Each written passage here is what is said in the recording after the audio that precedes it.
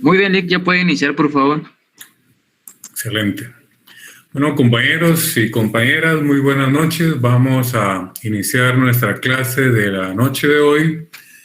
Les anuncio que esta es nuestra última clase previo a nuestro primer examen parcial, que está programado para el próximo jueves 25 a las 8 de la noche. Las dos secciones se van a evaluar a la misma hora. El examen durará 1 hora de 8 a 9 y más adelante, cuando estén conectados la mayoría, pues voy a dar más información en relación al examen. Entonces vamos a entrar a desarrollar temas que aún van a ser pues contenido de nuestro primer examen parcial, y necesito llevar las dos secciones, tanto la D como la C, de la mano, para que no pues nos genere un desfase. Pero pues yo tengo ya estimado el tiempo que me puede llevar el dar cada clase y el contenido. Entonces se recordarán que pues venimos nosotros desarrollando qué es lo que estudia la teoría general del proceso, y principalmente hemos descubierto que es la ciencia que estudia el proceso. Pero no quiero que usted me responda a la hora que yo le haga una pregunta que estudia la teoría general del proceso, me diga simplemente qué es el proceso. No olvide que también estudia la acción, la excepción, la actividad jurisdiccional del Estado, la jurisdicción, la competencia y las actitudes de las partes. El orden en lo que usted me responda no importa, pero no debe faltar que estudie el proceso, la acción, la excepción, la jurisdicción, la competencia, las actitudes de las partes y toda la actividad jurisdiccional del Estado. Prácticamente son 7 elementos que le dan forma a la definición de teoría general del proceso. Pero volviendo al recuerdo, recuerdan, valga la redundancia, que dijimos que no lo estudia el proceso tal como está ahora, sino lo estudia desde antes que existiera el proceso. Por eso es que el tema toral de la noche de hoy, yo le he llamado evolución histórica del proceso. Y esta evolución histórica del proceso es la forma en que el hombre ha resuelto sus conflictos a través de la historia. Quiero hacerle la reflexión que pues hubo un tiempo en que, al no existir el proceso, pues, lógicamente tampoco existían tribunales, tampoco existían jueces, abogados. Y yo los quisiera llevar pues a la época más antigua, que es la época de las cavernas, ¿verdad? Donde pues hemos visto en las películas que a veces por la disputa del hombre por una mujer, una pareja, con un mazo, ¿verdad? Se peleaban, y el que ganaba pues hasta del pelo se va arrastrando a su pareja. Pues así, en una forma tan coloquial, esa era una forma en que ellos resolvían pues sus conflictos. No había proceso. Puede ser exagerado el ejemplo, no sabemos si realmente así sucedía, pero lo hemos visto en las películas y me sirve para ejemplificar que pues hubo un tiempo en que no existía el proceso. Mas, sin embargo, desde ahí la teoría general del proceso lo viene estudiando. Por eso es que pues tenemos esa evolución histórica desde que no existía, y quiero hacer la aclaración que puede que existieran 10, 15, 20, 100 formas, 1000 formas distintas de resolver los conflictos. Pero yo me voy a enfocar en 3, ¿verdad? En 3, y que pues para materia de nuestra clase, de nuestro estudio, incluso de su examen privado, porque podría ser una pregunta en su examen privado, aunque usted no lo crea, hábleme de la evolución histórica del proceso. Y es que le vamos a encontrar lógica. Si usted no estudia eso en cada institución, en el proceso, la historia del proceso civil, la historia del derecho civil, el derecho penal, etcétera, todo eso que son los antecedentes históricos se pregunta en un examen privado. Y usted dirá, pero ¿qué importancia tiene? Es que sabiendo los antecedentes, su evolución histórica es como mejor vamos a entender y comprender una institución. Es algo parecido a como que nosotros no supiéramos quiénes son nuestros padres, nuestros abuelos, dónde nacimos, dónde nació nuestro papá, nuestra mamá.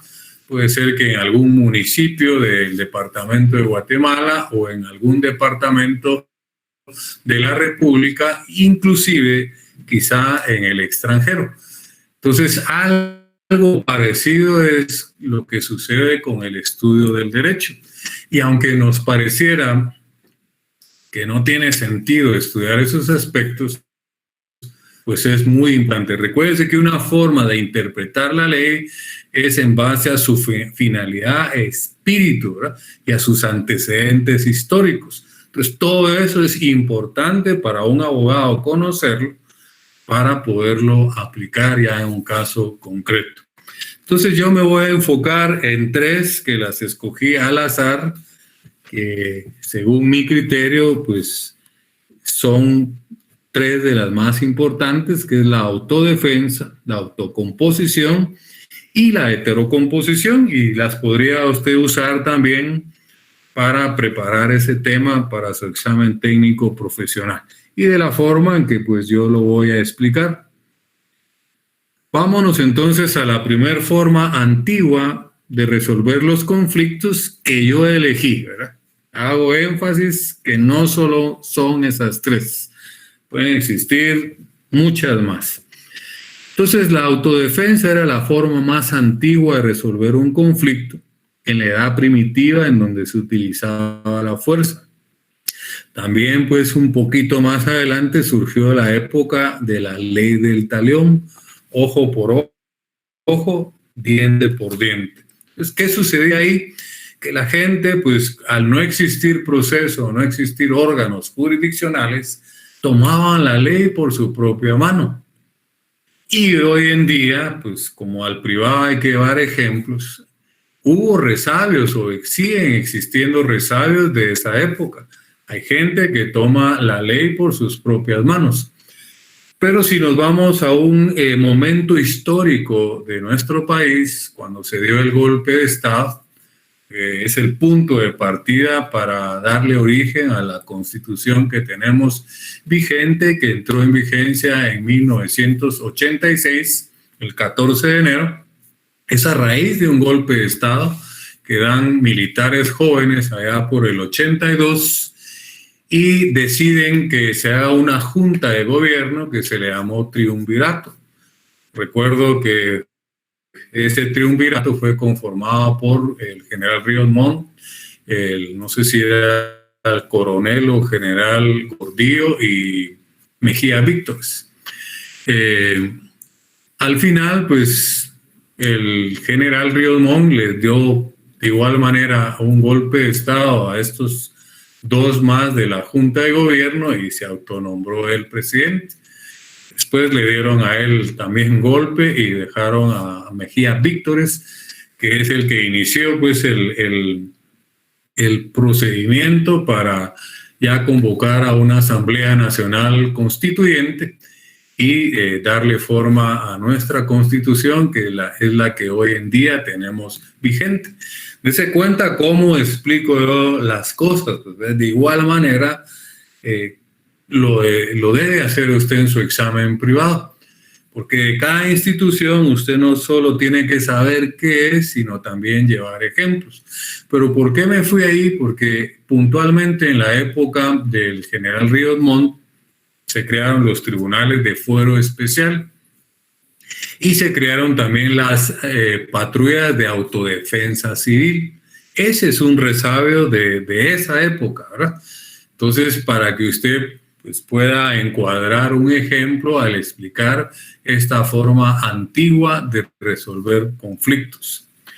Entonces, no había proceso, no habían órganos jurisdiccionales, la gente tomaba por sus propias manos la ley, ¿verdad? Y así a la fuerza era que resolvía los conflictos. También se le llamó la era o la época de la ley del talión, ojo por ojo, diente por diente. Pasamos a una segunda forma antigua de resolver conflictos que yo escogí o elegí, que es la autocomposición. Aquí vamos a entender que pues ya era una forma un poquito más moderna de resolver los conflictos. Aquí ya no se agarraban a manadas, a trompadas o a mazazos o tomaban la ley por su propia mano, sino que ya era un poco más civilizado. Era como el ir a pedir perdón, ¿verdad? Por ejemplo, alguien robaba una vaca, ¿no? Se daba cuenta el propietario, le iba a reclamar, al tiempo esta persona llegaba, le pedía perdón, le devolvía su vaca, y a veces hasta le compensaba con una más o dos, y se arreglaba el conflicto. Recuerdo que en una oportunidad también uno de mis alumnos, cuando yo empezaba en mis inicios a dar clases, me preguntó: ¿y usted qué hace los fines de semana? Descanso, ¿verdad? Trato la manera de ocuparme en asuntos personales que no me permite entre semana. Lo quiero invitar, me dijo, yo soy allá de Jutiapa, para decirle exactamente de dónde, San José, Acatempa. Y estoy hablando de muchos años atrás, ¿verdad? En mis inicios. Recuérdense que ya tengo 25 años de ejercicio profesional y docencia. Entonces, en mis inicios sí acepté la invitación. Mi sorpresa es que, pues, cuando llego, él me estaba esperando, me decía dónde me iba a esperar, y llegamos, pues, sí. Resulta que él se había robado a novia, y en ese fin de semana iban a ir a pedir perdón, que es lo que se acostumbra, por lo menos se acostumbraba, no sé si aún se hace, pero estoy explicando, perdón, que es un resabio, ¿verdad?, de esa época. Entonces, y llevar ejemplos al examen privado o en un examen parcial o final. Entonces, me llamó la atención porque yo no me había percatado, no conocía que existía esa costumbre. Pues ese día que se aparecen a los 8 o 15 días después de que se robó a la novia, van con los papás del novio, va la novia y hasta hacen como un medio desfile en el pueblo y llegan a la casa de los papás de la novia. Miren, allá pues ya tienen hasta preparados tamales, mataron un cochito, gallinas, etcétera. Fijan la fecha de la boda, la hora, etcétera. Y es un parrandón que dura a veces 2, 3 días, ¿verdad? Entonces yo dije, cuando me di cuenta de esa situación, ese ejemplo lo voy a utilizar en mis clases cuando explique la autocomposición. Entonces la autocomposición es la segunda forma que yo elegí de resolver los conflictos entre las personas. Ninguno impone nada a otra, el arreglo es amistoso, ¿verdad? En pocas palabras, es el pedir perdón. Entonces ya vimos que la autodefensa es tomar la ley por sus propias manos. Luego ya una época más moderna, la autocomposición. Les puse ahí un ejemplo, el de robar una vaca, y luego pues tal vez al extremo los dos ejemplos, ¿verdad? El otro que les puse de robarse a la novia y luego ir a pedir perdón para fijar fecha de la boda. Sería un ejemplo de esta forma antigua de resolver conflictos, y lo de la novia, robársela, sería un resabio de esa época, si es que aún se utiliza esa costumbre. Luego pasaríamos a una tercera forma, que es la heterocomposición. Esta tercera forma es una forma mucho más moderna, ¿verdad?, de los conflictos. Es la tercera forma que yo escogí. Se utiliza ya a un tercero. Hoy en día, un resabio de esa época es el arbitraje. Nosotros el arbitraje lo tenemos dentro del programa de Procesal Civil 2. En su momento lo vamos a explicar en octavo semestre. Es de esta forma antigua de resolver conflictos. Aquí ya no se tomaba la ley por sus propias manos, ya no era de ir a pedir perdón. Sí, se buscaba un tercero.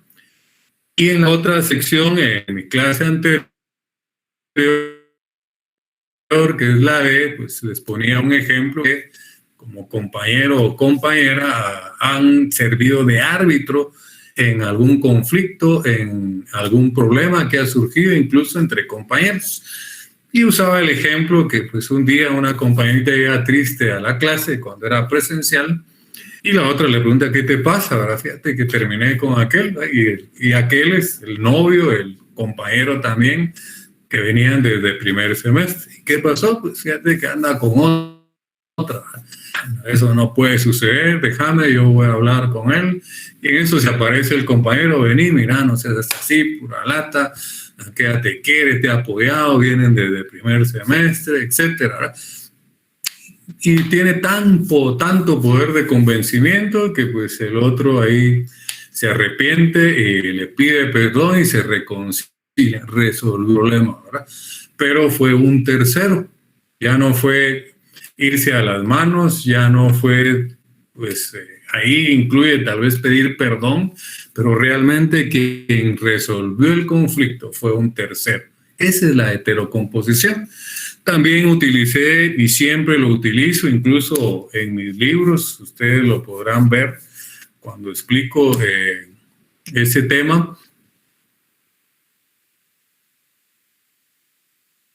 Uso un pasaje bíblico. En esa época, pues igual no habían jueces, no habían tribunales, ni poderes, ¿verdad?, ni división. Dese cuenta, todo esto que yo estoy hablando y explicando es parte del estudio del derecho, ¿verdad? Porque en ese entonces todo estaba concentrado en el monarca, ¿verdad? Y en esa época el rey Salomón, que pues la Biblia lo pinta como un rey sabio, pues resulta que hay dos esposas, porque allá pues en esa época y en esas regiones los hombres, ¿verdad?, pueden tener tantas esposas como las puedan mantener. Efectivamente, el que tendrá más esposas, que menos plata tendrá una, tendrá dos, o quizá no tendrá ninguna. Pero ese es el tema. Dos esposas de un mismo señor, solo que una ya pues con más edad, con más experiencia, resulta embarazada, al mismo tiempo que la otra esposa, que quizá no tiene experiencia, es primeriza. Pensemos 16, 17 años a la vez. Pero para el ejemplo que voy a utilizar, la que tiene experiencia en la noche cuando se va a dormir con su bebé, tiene el cuidado de arroparlo bien, ponerle una almohadita para acostarlo de lado y no se pueda ahogar incluso con su vómito al repetir la leche o algo que comió. La otra, cansada de todo un día y no tener la experiencia, pues no tiene ese cuidado, se acuesta y sin querer pues asfixia a su bebé. A alguna hora en la madrugada, me imagino, con deseos de ir al baño, va y se percata que su bebé está muerto.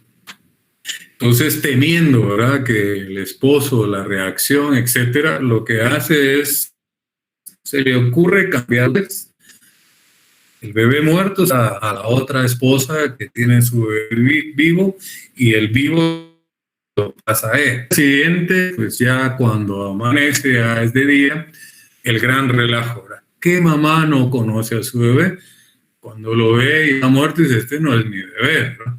y ve que la otra esposa es quien tiene a su bebé. Entonces, como no llegan a un acuerdo, a un arreglo, deciden ir ante el rey Salomón. El rey Salomón pues escucha las versiones y dice: voy a resolver. Llamen al verdugo que traiga un sable, el bebé que está vivo y le voy a dar la mitad a cada una. En eso, una de ellas dice: yo prefiero a mi bebé, pero que no lo maten, que no lo partan en dos. De ahí el discernimiento, la sabiduría del rey, dice: ella es la verdadera madre, entréguenle al bebé. Porque la otra sí, ¿verdad? Que lo partan, ¿verdad? Definitivamente no era su hijo. Y al final, pues, a quien le terminan quitándole la cabeza es a la que mintió, ¿verdad? Y la que fue descuidada. Pues ese es un ejemplo de heterocomposición. Recuérdense que en el privado, entre más me tarde, menos preguntas. Imagínense explicando las 3 formas antiguas que yo escogí de resolver los conflictos, ¿verdad? La autodefensa, la autocomposición, la heterocomposición. Entonces, es la tercera forma de resolver los conflictos. Se utiliza a un tercero. Un ejemplo de ello hoy en día es el arbitraje, ¿verdad? Entonces, yo considero que realmente aquí no merecería ni hacer pauta para preguntar si hay duda en las 3 formas antiguas de resolver los conflictos. Pero sí nos hace entender de que la teoría general del proceso ha estudiado el proceso desde antes que existiera el proceso. Por eso es que hoy en día podemos concluir, ¿verdad? Tengan en cuenta, por favor, quiero aclarar esta diapositiva que les voy a proyectar. No confundir, porque a veces respondemos lo que no se nos pregunta, ¿verdad? No es lo mismo, deme la definición de proceso, que es una serie de etapas ordenadas, concatenadas, que nos sirven para obtener un fin, y ese fin es la sentencia, que esta conclusión. Esta conclusión es la conclusión de todo lo que hemos explicado, de qué es la teoría general del proceso, qué estudia la teoría general del proceso, qué es el proceso, la diferencia con procedimiento. Entonces, esta es la conclusión, ¿verdad? Hoy podemos concluir que hoy en día el proceso es la forma más civilizada de resolver los problemas entre los hombres y sus relaciones en la sociedad. Es la conclusión de lo que hemos venido estudiando, aprendiendo. No es la definición de proceso, ¿verdad? Para que usted no cometa errores a la hora de una evaluación. Entonces voy a dejar esto entre paréntesis. Considero que no merece preguntar si se entendió, pero por si las moscas lo pregunto. ¿Están claras las 3 formas que expliqué de resolver conflictos? Está claro que al principio no existía proceso, que la teoría general del proceso no solo estudia el proceso como está hoy en día, sino lo estudia antes de que existiera el proceso. Presumo que todo eso está claro. Bueno, el que cae otorga. Entonces, presumo, vamos a ver. Sí, dígame. Yo solo tengo una duda acerca de lo que usted acaba de decir. Sí. Supongamos que usted en el parcial nos pusiera, describa la definición de proceso. Entonces podríamos poner el conjunto de normas concatenadas y ordenadas entre sí que nos sirven para llegar a un fin, y ese fin es la sentencia. Yo le pondría 100, ¿verdad? Pero ahora, ¿cómo nos formularía esta otra donde usted acaba de decir que no debemos de confundir qué es el proceso con esta otra donde también nos dice conforme a todo lo que hemos venido viendo hasta ahorita? Sí. Por ejemplo, si yo le digo, hábleme de las formas antiguas, explíquela, como pregunta. Las 3 que se explicaron en clase, ¿verdad? Usted las explica. Entonces podría hacer la subsiguiente pregunta, ¿verdad? Hoy en día, ¿verdad? ¿Qué es para usted el proceso? Esa sería la respuesta. La forma más civilizada de resolver los problemas entre los hombres y sus relaciones en la sociedad. Lo otro sería, deme una definición de proceso, ¿verdad? Y como lo que yo pregunto, que usted me responde, es lo que expliqué en clase, es lo que ella me dijo. Una serie de etapas ordenadas, concatenadas, que nos sirven para obtener un fin. Y ese fin se llama sentencia. Lo que yo no quiero es confundirle, ¿verdad? Y que pongan mucha atención, que lean, ¿verdad? Su pregunta, no se apresuren. Aquí en el privado, ¿verdad? En el privado me extiendo, aquí ir a lo concreto, ¿verdad? Que simplemente, licenciado, hoy en día el proceso es la forma más civilizada, ¿verdad? Porque ya sabemos que hay formas antiguas que no eran civilizadas. Agarrarse a trompadas no era civilizado. Pedir perdón, pues ya era un poquito más civilizado, y buscar un tercero, pues mucho más civilizado. Pero hoy acudir ante un órgano jurisdiccional, presentar una demanda, hacerme acompañar de un abogado, presentar una litis, una pretensión, que venga el demandado acompañado de su abogado, ¿verdad?, conteste esa demanda o interponga excepciones, etc. Eso es civilizado, es lo más moderno y es lo que tenemos hoy en día. ¿Me entendió? Sí, licenciado, muchas gracias.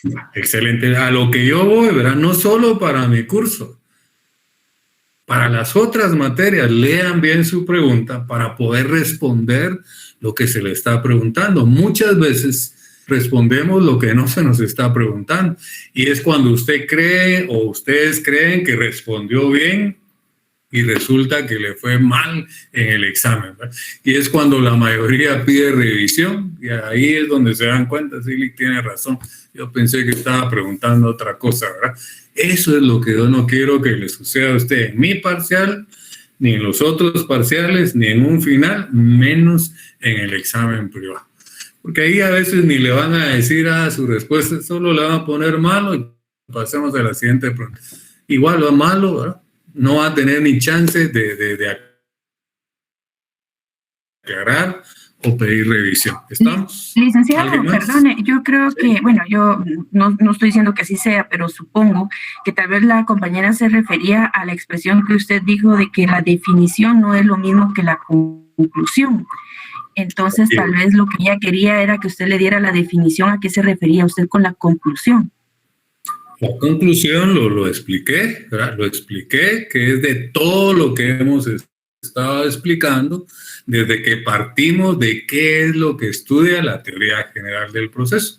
Vimos que estudia el proceso, ¿verdad?, y lo estudia desde antes que existiera el proceso. Eso nos lleva a las formas antiguas de resolver conflictos. Yo escogí 3, las expliqué. No eran civilizadas. Conclusión, hoy en día el proceso es la forma más civilizada de resolver conflictos. Pero conclusión de todo lo que hemos estado viendo, no es definición, ¿verdad? Pero intencionalmente lo expliqué precisamente para que ustedes no incurran en error al responder algo que no se les está preguntando, ¿verdad? Leer bien su pregunta, discernirla y ya poder responder. ¿Estamos?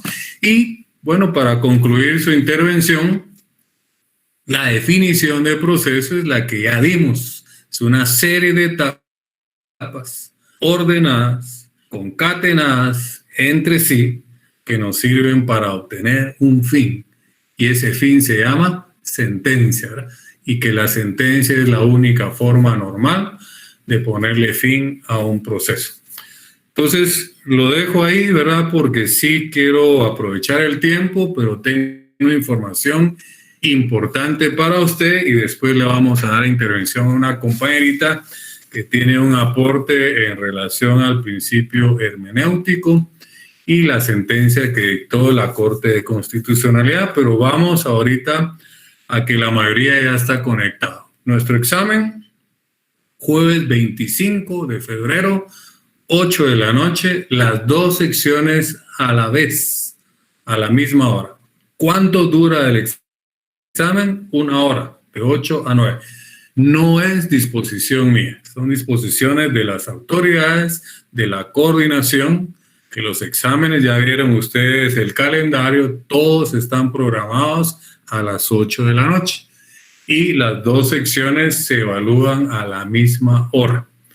Entonces, también en la sección anterior se me preguntó, licenciado, y en estas 2 semanas vamos a recibir clases. Bueno, esta sería nuestra última clase previo a nuestro examen parcial. Quiere decir que miércoles no hay clase, pero ya al terminar esta clase ya vamos a subir el tercer laboratorio. Ahí están las instrucciones. No me pregunten de esas instrucciones. Ya es el tercero, ahí van las instrucciones. Solo les estoy avisando, miércoles no tendríamos clase, jueves nuestro examen y viernes pues yo les doy descanso para que ustedes puedan de alguna manera preparar también sus otras materias, porque el estudio no es solo procesal civil. La siguiente semana ustedes tienen examen lunes, miércoles y viernes y lo tienen a las 8 de la noche. Entonces ahí es lógico cómo podemos dar clases si ustedes van a estar en examen.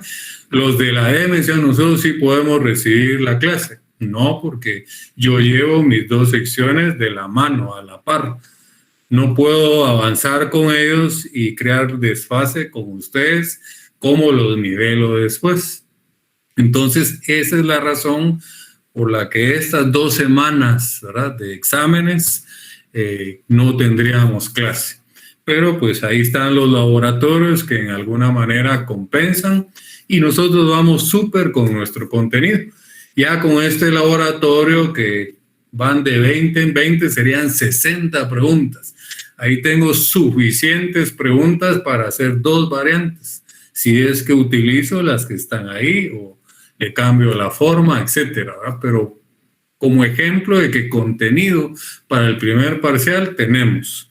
Además, de una vez lo anuncio, sábado 6 de marzo, de 5 a 6 de la tarde, ¿verdad? Vamos a hacer nuestra comprobación de lectura.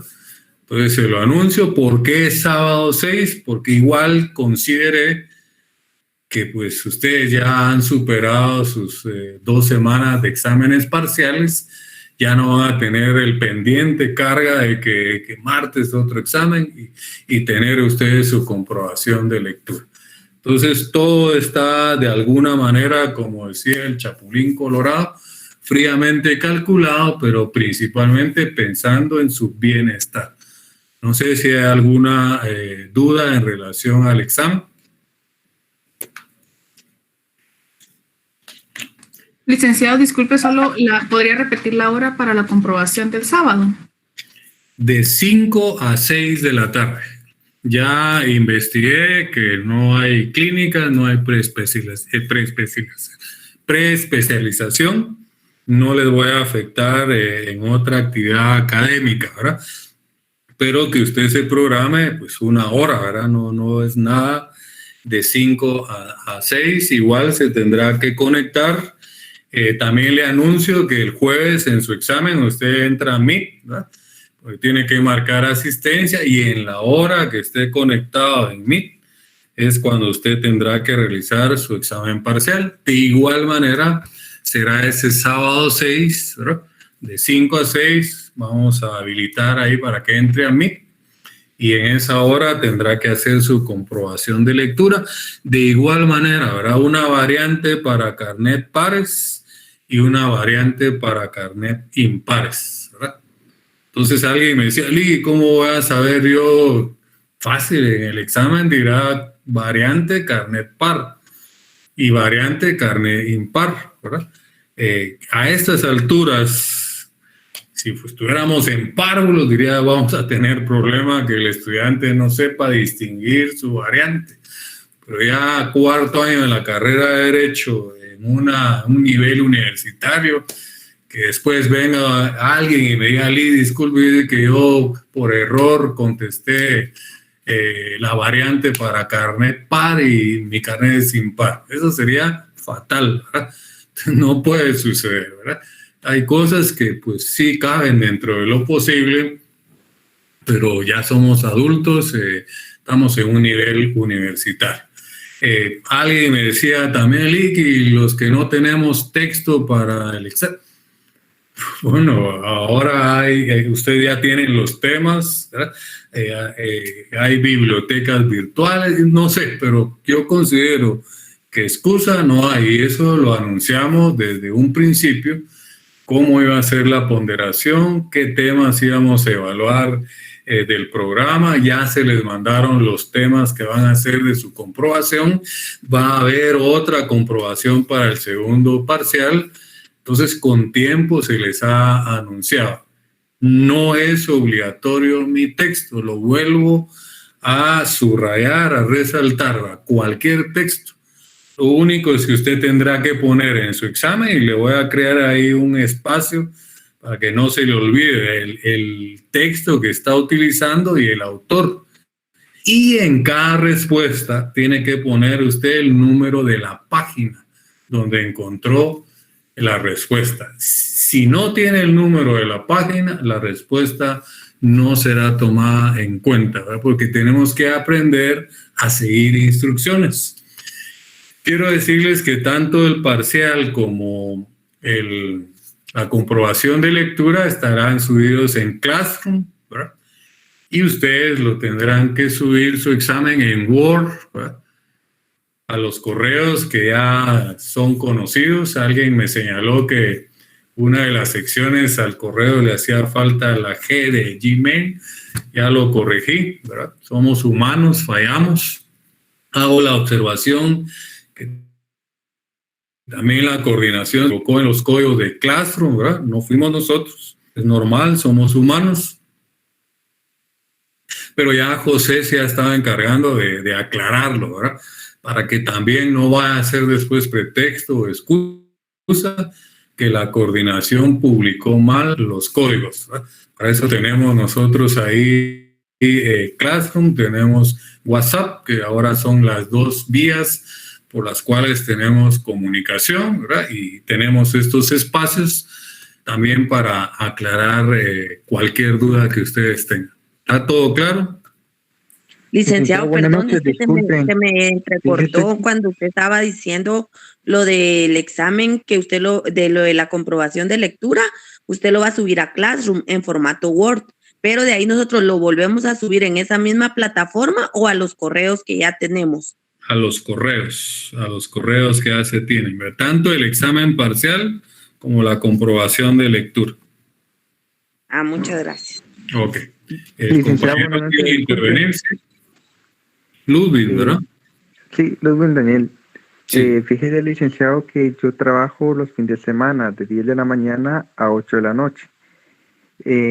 No sé si me podrán examinar en un horario diferente.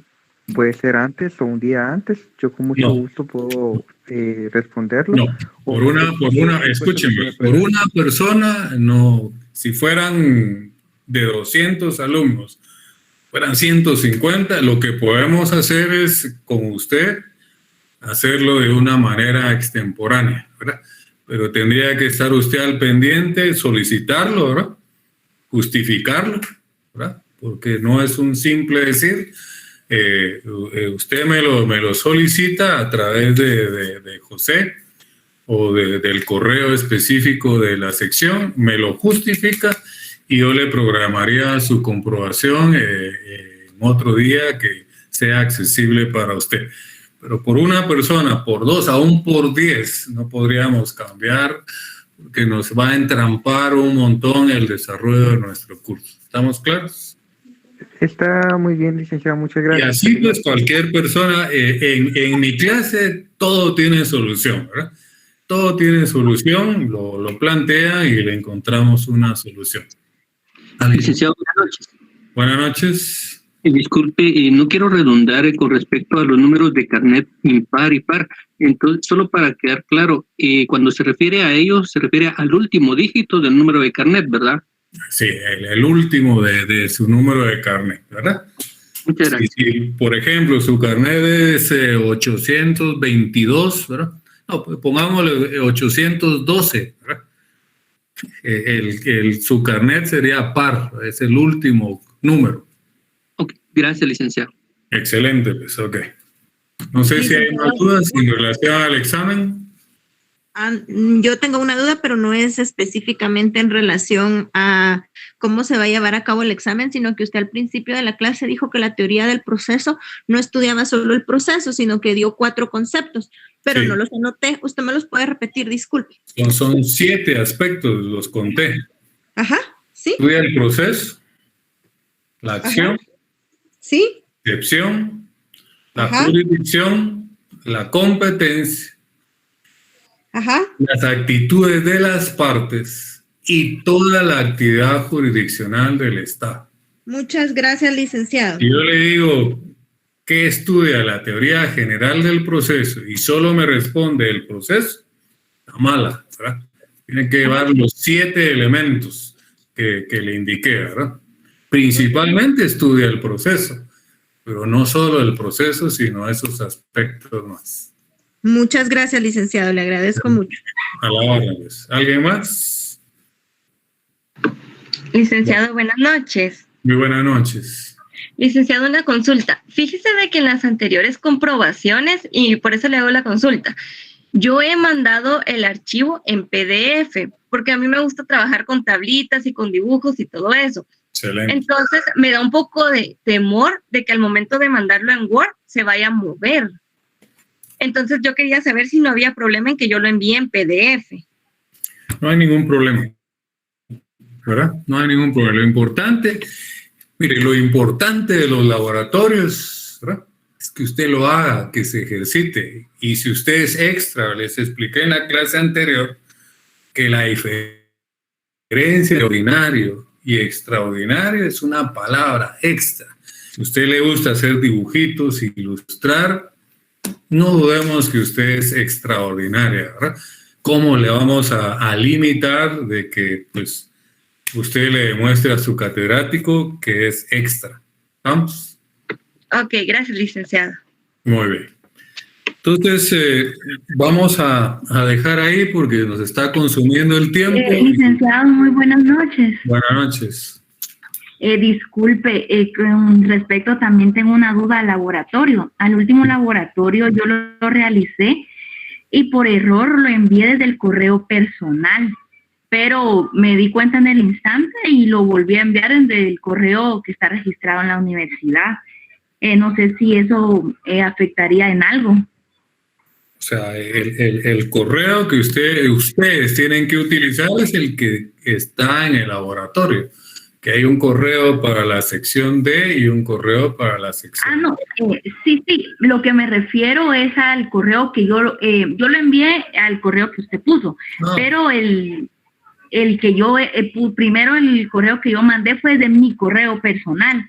Y tengo entendido que hay que buscar es el de la universidad, ¿verdad? No hay ninguno. Usted puede usar el que quiera, ¿verdad? La recepción es lo que cuenta, porque nosotros tenemos que tabular esos laboratorios, calificarlos, etcétera, etcétera, ¿verdad? Entonces, lo de acuerdo, importante es la duda. Va, excelente. Pues. Muchas Entonces, gracias. le voy a dar unos minutos a la compañerita que nos va a apoyar con el tema del principio hermenéutico. No sé si está conectada, porfa. Sí, licenciado, aquí estoy.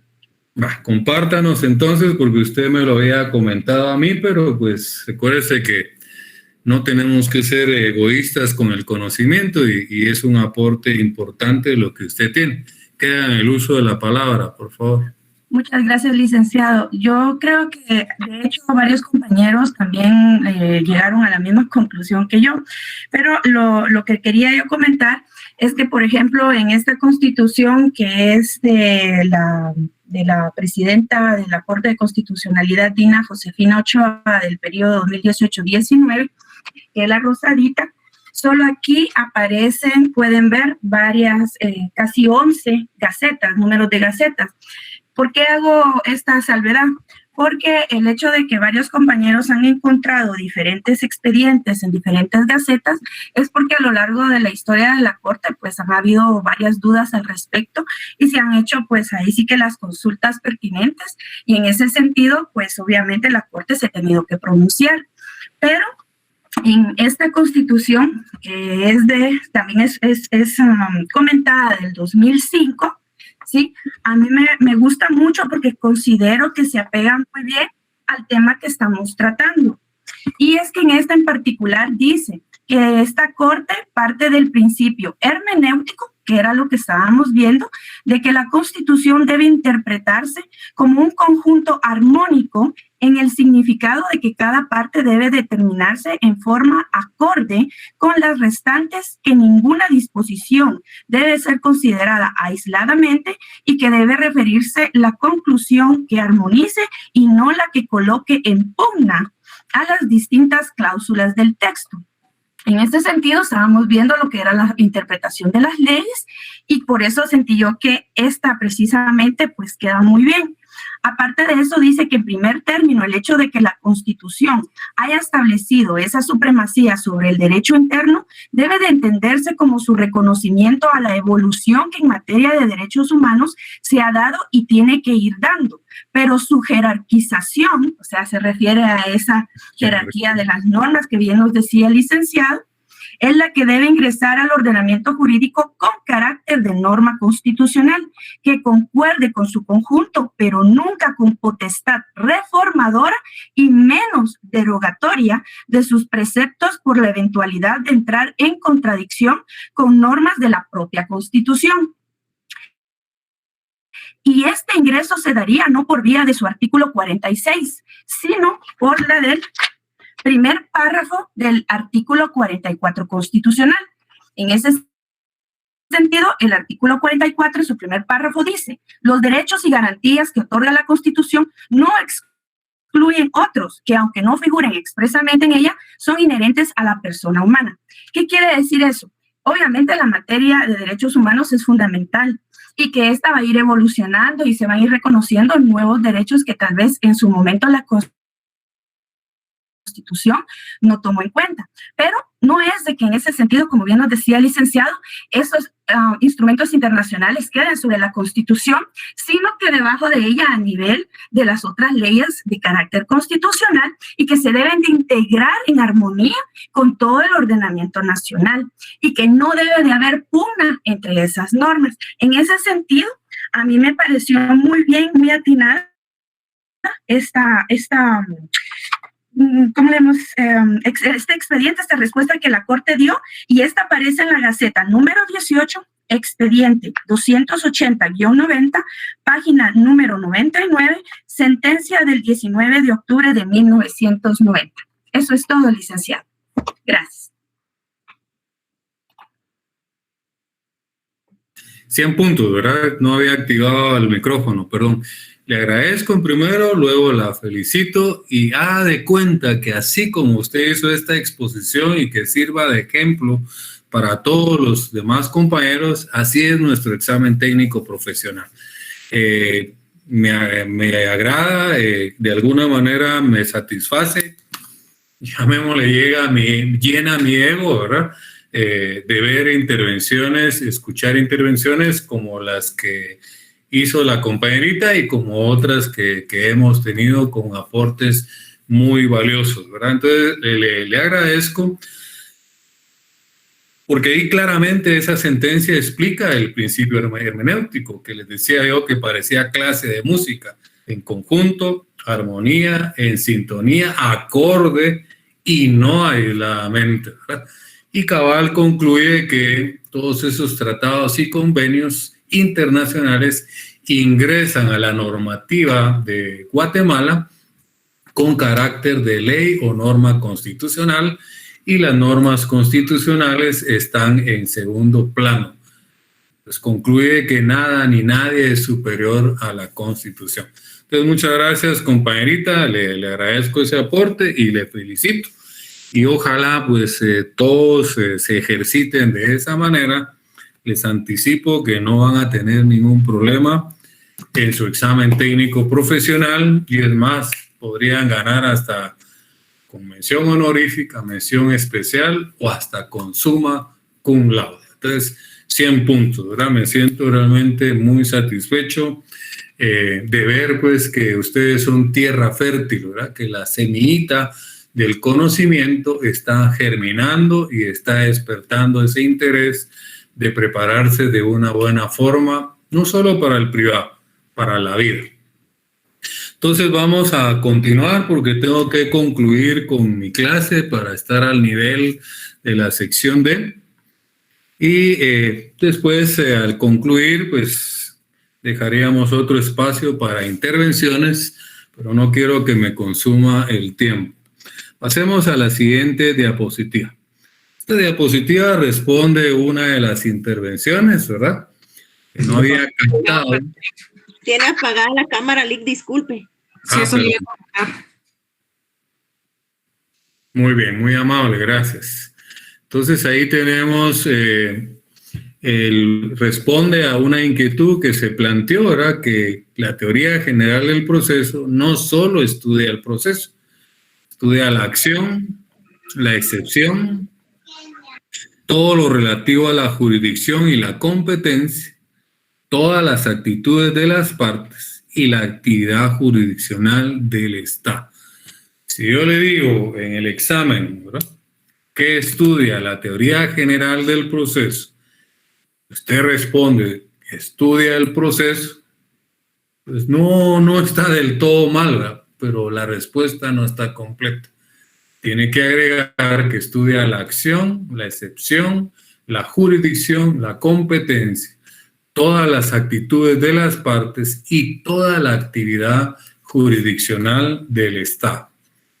Y ya explicábamos que cuando yo digo toda la actividad jurisdiccional del Estado, incluye Ministerio Público, Corte de Constitucionalidad, Corte Suprema, Sala de Apelaciones, todos los tribunales, la Inspección de Trabajo, la Defensa Pública, etcétera, etcétera. Ahora, imagínense todo lo que estudia la teoría general del proceso, la importancia que tiene.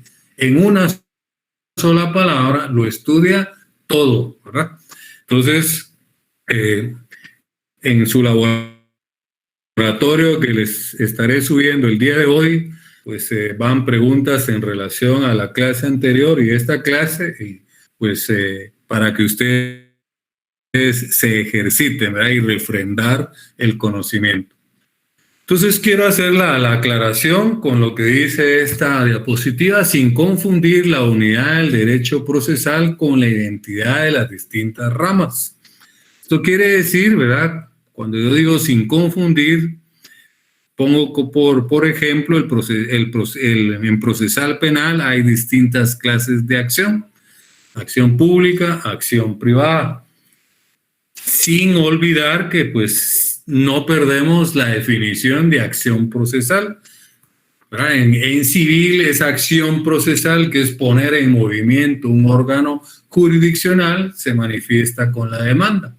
Pero en penal, ¿verdad?, siempre usando la acción procesal, se pone en movimiento a través de los actos introductorios: denuncia, querella, prevención policial y conocimiento de oficio. Pero si vemos, cuando digo que respeta la identidad, ¿verdad?, de otras áreas, es que ahí esa acción se subdivide en más: en acción pública, acción privada, acción pública en instancia particular. O sea, hay otras clases de acción. También hay acción civil, acción penal, ¿verdad? A eso es lo que me refiero cuando les digo sin confundir la unidad del derecho procesal con la identidad de las distintas ramas. En otras palabras, la teoría general del proceso también es respetuosa de algunas disciplinas o instituciones que son propias o exclusivas de cierta materia, y por eso quise poner como ejemplo en procesal penal, ¿verdad?, que hay demás de que existe un derecho de acción, de que existe la acción procesal, también hay distintas clases de acción: acción pública, acción privada, acción pública dependiente de instancia particular, está la acción civil, reparación de la víctima, y la acción penal. Ahora centrémonos acá. No debemos de confundir derecho de acción con derecho de petición. Son dos cosas totalmente distintas. El derecho de acción es una cosa y el derecho de petición, ahí me hace falta en la diapositiva, después de derecho de petición es otra cosa.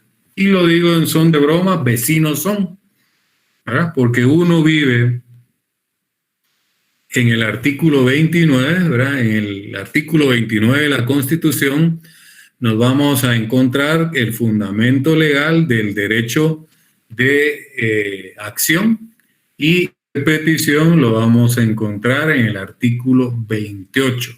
Si se dan cuenta, vecinos son, ¿verdad? Pero son dos cosas distintas.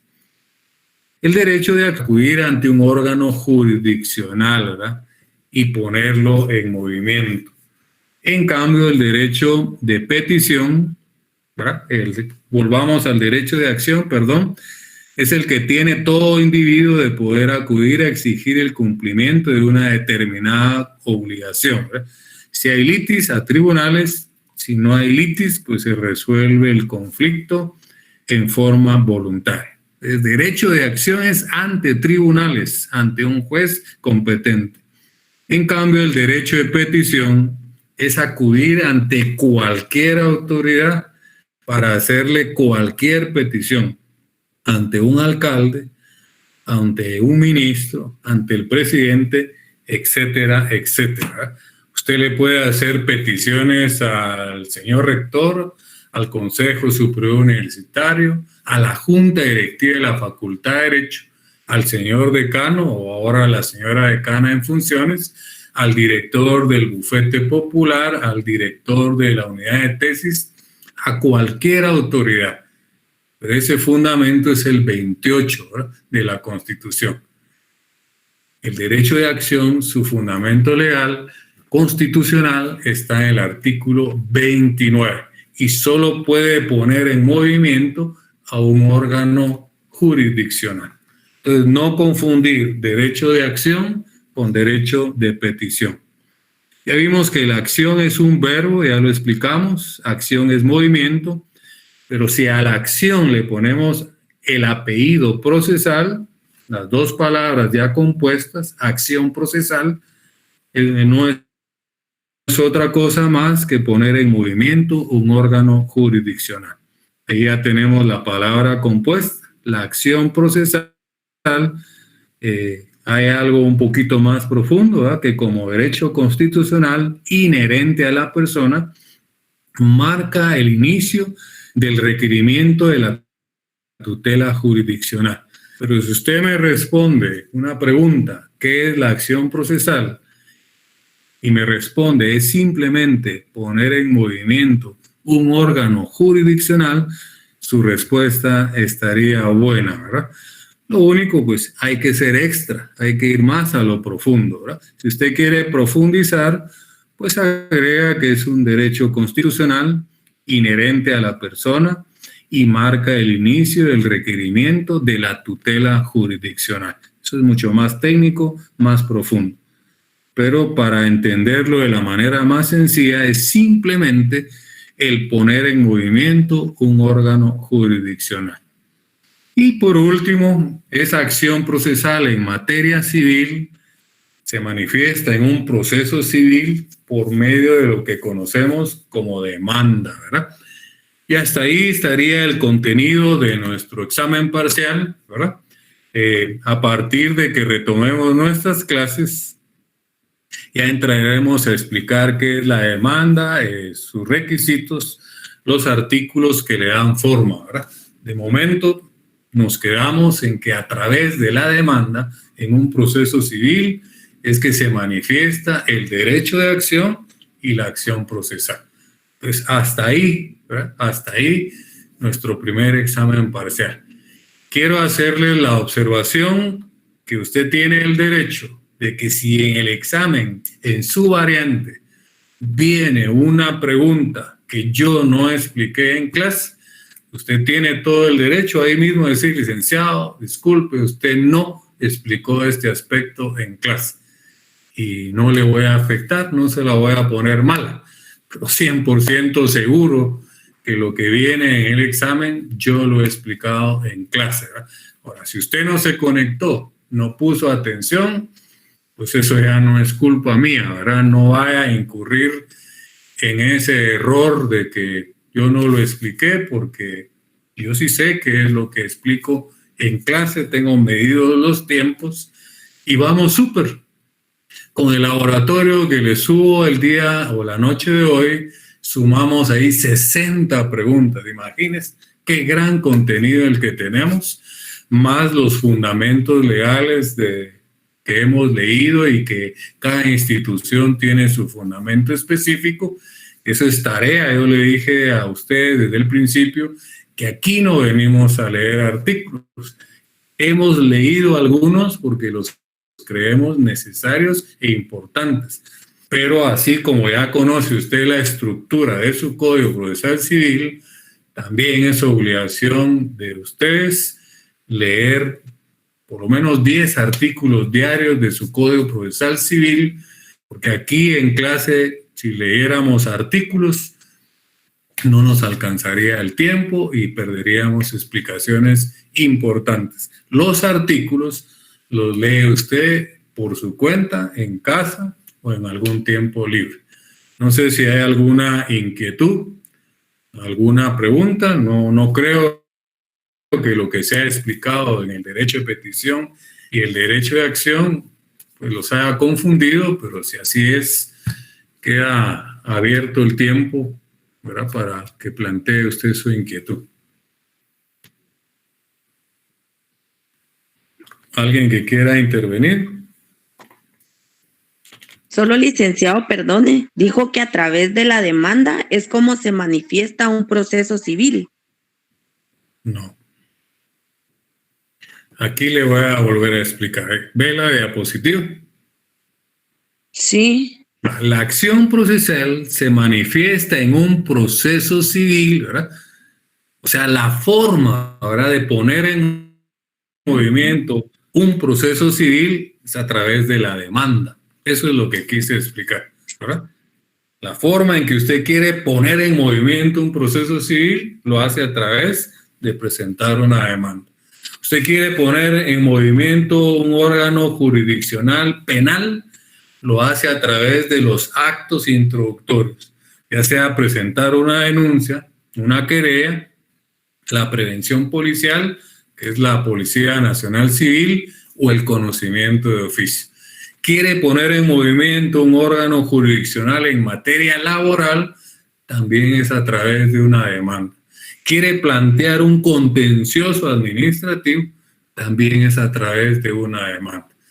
Y la demanda será explicada cuando retomemos ya nuestras clases, después de venir de nuestros primeros exámenes parciales. ¿Se entendió? Sí, licenciado, gracias. Excelente. Pues, ¿alguien más que tenga dudas? Bueno. Si ya no hay más intervenciones, no me resta más que desearles por hoy una feliz noche, éxitos en sus exámenes. Recuérdense que no es solo procesal civil, hay que dedicarle también tiempo y atención.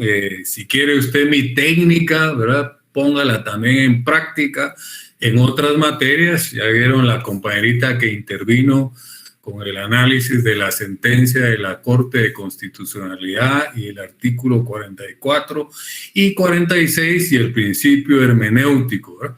De esa misma manera, hacerlo en mercantil, hacerlo en notariado, hacerlo en civil sustantivo, si estamos hablando de la fase privada, y si es la fase pública, en penal, laboral, administrativo, de igual manera, ¿verdad? Recuérdense que las medallas no se ganan en las Olimpiadas, se ganan en los entrenamientos, ¿verdad? Allá se van a recibir las medallas.